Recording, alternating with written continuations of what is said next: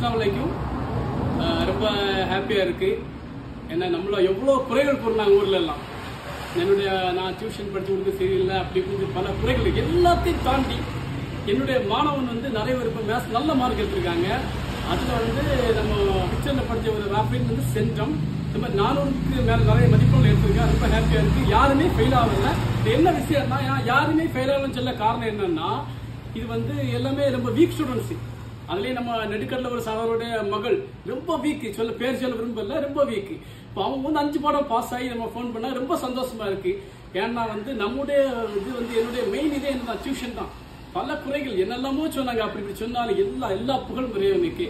எனக்கு ரொம்ப ஹாப்பியா இருக்கு. எல்லா மாணவனும் நல்ல மதிப்பெண்ணில் பாஸ் ஆனாங்க. மேத்ஸ்ல 98, 99 சென்டம். ஒரு மாணவன் சென்டம், பாக்கியெல்லாம் 99, 96 நல்ல மாலை எடுத்திருக்காங்க. 450, 460, 430 நல்ல மதிப்பெண். எல்லா புகழும் இறைவனுக்கு.